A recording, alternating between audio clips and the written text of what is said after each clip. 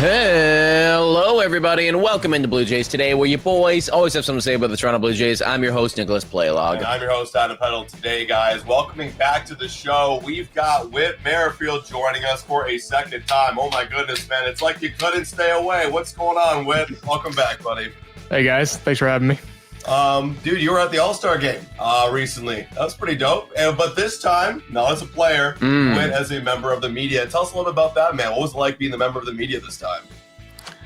It wasn't really that weird. It was kind of cool. It was just like talking to some old friends and just kind of waiting in line to talk to them is kind of what it felt like. So it was fun. It was nice to see some people I hadn't seen in a while and catch up. And yeah, it was a good time.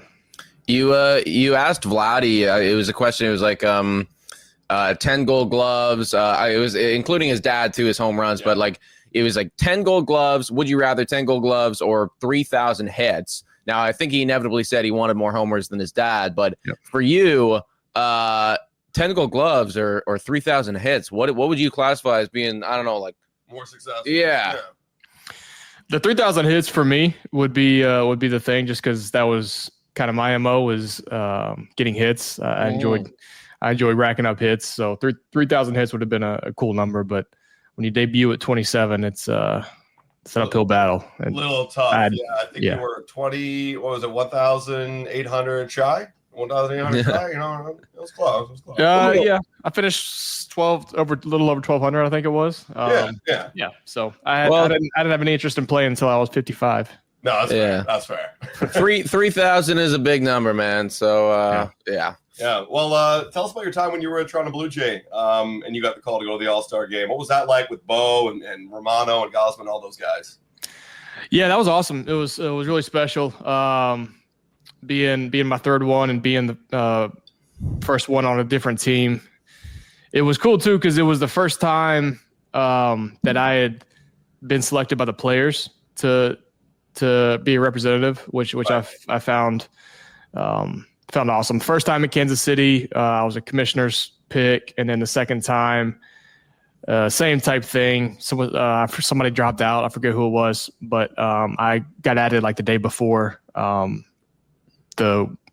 we broke for the All-Star game. So that was a super late ad, but an honor. And then this time, I was the starters is the fan vote, and then the reserve is the player vote, and I was the reserve. Because the players voted me in, which was super special. It was a tremendous honor, and it was a lot of fun going to Seattle with those guys, and it was just a great time. They're always a great time, but that one was extra special. Yeah, no, it does. The one thing I'll say about the All-Star game and everything like that is you can sense that everybody is having a good time. And like I love to see, honestly, I think my favorite part about watching the home run derby and watching everything is like not even the guys who are participating in it, but like the dudes on the sideline where it's like, on Monday night, like Vladdy was hyping up Caminero or, what have you. So it's, the vibes are immaculate, bro. I wanted to transition here and talk a little bit because trade deadline is coming up. You were a Kansas City Royal for a long, long time, man. You were a Kansas City Royal for a while. And then you get the call, and you're going to be a Toronto Blue Jay. Talk to us a little bit about what that was like from the player side, getting moved from a team where you've been there forever, and now it's like, boom, all of a sudden I am uprooting myself, and we're going to a new country. It was weird, but it was – I don't know. My name had been in trade talks for so long that I always was almost anticipating being traded for 4 years, really. And then, there was 3 separate times where it basically happened. I know in Seattle that they had already had a locker set up for me. I know in San Diego, there was already a press release about to come out that they had just traded for me. So there was multiple times where it had basically already happened, but it fell through at the very last second. Having my name affiliated with being traded was familiar, but then it finally happened, and it's like, oh wow, I'm no longer with Kansas City. I'm with Toronto now. And it took a little bit of of adjusting, I guess, the mindset, because you almost feel like the new kid at school coming from Kansas City, where I was the veteran. And besides Salvador Perez, I was the longest tenured guy there. And it's just a different kind of role in the clubhouse than when I got to Toronto. I knew some people. I knew Bradley Zimmer, because his brother and me are best friends. And so I knew Bradley a little bit and a couple guys just from playing against them. But you're the new kid at school. So that was a whole new dynamic, along with coming to a team that was no longer rebuilding. Now we're fighting for a playoff spot. So that was exciting for me because it was something that I hadn't experienced in years. But it's doing it in the middle of the season is a really, really hard thing. And I know that people expect when you trade for a player that you're going to get the same player that he was wherever he was. But you got to realize that we're people that have just uprooted our whole lives and moved somewhere totally different with different people, unfamiliar faces, unfamiliar territory. You're coming into a different clubhouse. You're seeing new things. It's a different feel. And a lot of times that doesn't exactly, it takes a minute to translate your skill on the field to get comfortable to where you can play. And I know that sounds like an excuse and it sounds like it shouldn't be a problem. You're but human, it is. bro. Yeah, because we are human. So people that can do it and can pick up where they left off, kudos to them. It took me a minute to get comfortable, but once I did, I've said it multiple times, but I really, really love my time in Toronto. Absolutely. And how was that, like, just to follow up on that, like, did you feel that pressure kind of to like, oh, I gotta like figure it out quicker, just because like the team did trade for me because they wanted to make a push and they wanted me to be a big part of that run? Yeah, like you are the big acquisition. You know, you're the cavalry coming in.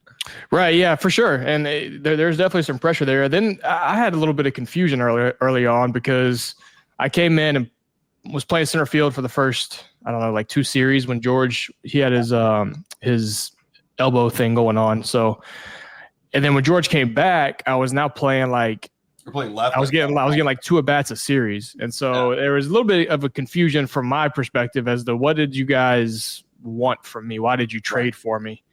And I don't know if that ever would have changed if SB hadn't blown out his oblique in Philly. And then I got put into more of an everyday role and got really hot and had a great September. And I think that sort of propelled my time in Toronto. But yeah, it was strange early on because I was, you don't really know the staff and don't really know the front office. So it's harder to talk to them and be like, hey guys, y'all traded for me. And now I'm playing, I'm getting 2 at-bats a series and then getting taken out like as a defensive replacement. And like, it was a confusing time for me. And so that was another part where it was a hard transition. But again, once I got in there every day and kind of got rolling, it was nice.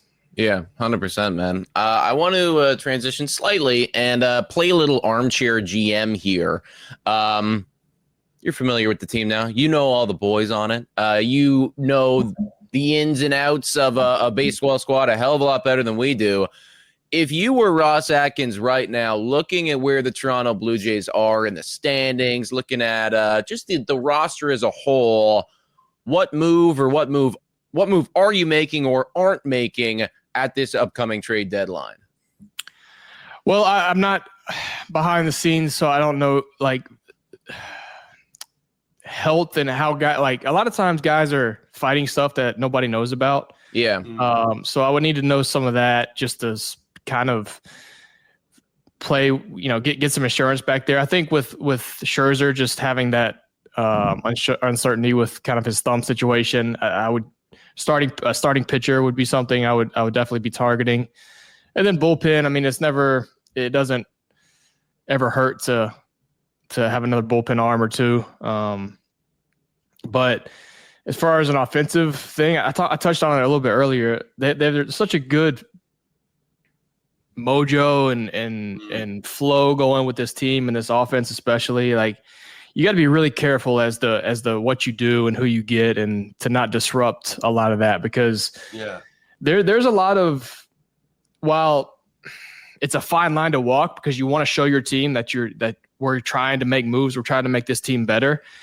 But you don't want to piss anybody off by saying, why are we get this guy and now this guy's out of the lineup? This guy has been great for us. I know it's a different name and maybe who we got is a bigger name, but this guy's been great for us. We don't want him out of the lineup now. And then it causes some tension in the locker room. Like that's what you want to avoid at all costs, especially with the team going like Toronto's going. So it's a fine line to walk. So I would just, on the offensive side, I'd be cautious, but right. I think if I was running the ship just from what I know, which is a very little bit, a starting pitcher and maybe a bullpen arm or two would be the main target. And then if you find a good fit, Varsh has another setback with his hamstring, maybe there's a good outfielder that you feel like you get a good deal on, pull the trigger on that. But you got a good trade piece in Varsho coming back or a trade deadline piece in Varsho. And then if Scherzer can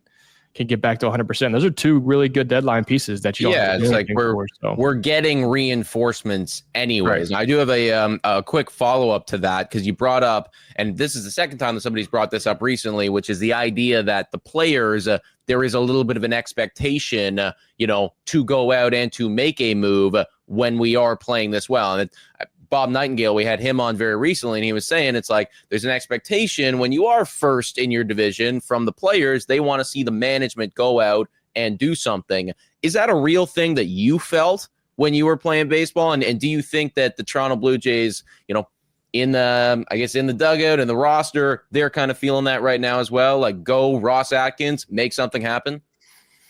Well, yeah, but at the same time, like I just said, this is a huge part of when I feel communication between the staff, the front office, and the players is so pivotal to having a good team, a good culture, and keeping everybody going and moving together and keeping division. Because as soon as you get division, as soon as you get people griping about this coach or that move that Ross made or this player, that's when things fall apart so quickly. So you have to have communication between players. If I was Ross, I'd be talking to Scherz and Bassett and George and Vladdy and Bo and being like, what do you guys think? Like, we have our record is what it is. We're one of the best records in the league. What do you guys think we need to do to make this team better? And I would say, this is what I think. Do you guys agree? And there just has to be communication between the players and the staff and the front office. And ultimately it's the front office decision to make. Mm-hmm. Everybody knows that. But as a player, so if Ross were to go out and make this decision without consulting anybody and piss everybody off, that's one thing. If he were to talk to people and say, this is what I'm thinking, and the players be like, well, we don't necessarily like that, and Ross be like, yo, I understand, but I think this is going to make us better.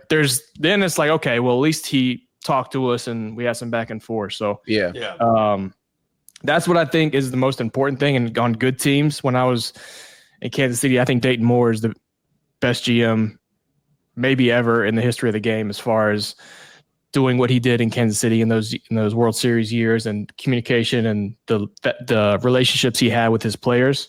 He was the ultimate communicator, and that's so important in our game. And so that's what I would think that would need to happen in Toronto to keep things going in the right direction. Whoa, time for a quick shout out to the sponsor of this video. Hit your picks and knock it out of the park with Betway. Scan the QR code down below to join the action. Only available in Ontario. Must be 19 years or older to participate. Please play responsibly. Now, everyone, back to the content.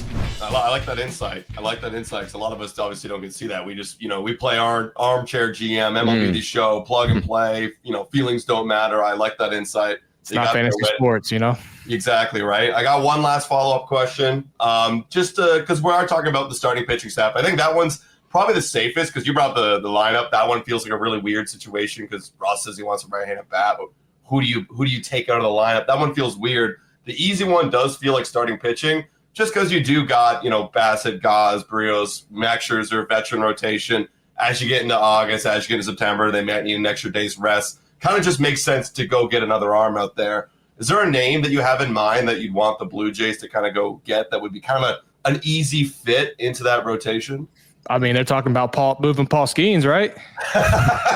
Boom! Clip There's some pieces, Yeah, no, I don't know because I'm not familiar enough like throughout the league with where people are contractually, and so who is, it's you can look at any sort of name and be like, oh, that's a great name, but you just got 3 years of team control left. It's going to cost you everything you got to get this guy. So you got to find the right value, and just sitting here thinking now, I'm having a hard time coming up with somebody I feel like can be a good type of addition for that. So those guys are in the weeds way more than I am, so they know they have their eyes on certain guys. But I think a starting pitcher and at least another bullpen arm, maybe two, is where the focus probably is for them. Yeah. Well, I kind of just like your answer in Paul Skeens, and I feel like I'm not the only one that's going to like that either. Whit, thank you so much for taking the time this morning, dude. We really do appreciate having you on a bunch. As the trade deadline heats up, I assume that we're going to be talking more about it, and hopefully, fingers crossed, Ross can cook for us and get the Toronto Blue Jays what they need. All right, guys. Appreciate it. Thank you, Whit. Thanks, man. Folks, that was Whit Merrifield. You can go listen to him more on the 6 Inning Stretch podcast, so go check that out. In the meantime, though, please make sure to hit that like, smash that subscribe button. Let us know your thoughts down below about this upcoming trade deadline, about the All-Star game, about everything in general. And we should be having Whit Merrifield on roughly once a week. So if you have any questions that you want us to ask, any burning questions, let us know in the comments down below. Yeah, guys, hit that like button, smash that subscribe button. $4 a month to become a YouTube member. Shout out and thank you to all of our current YouTube members. You guys are awesome. Thanks so much for watching, everybody. And as always, go Jays, go!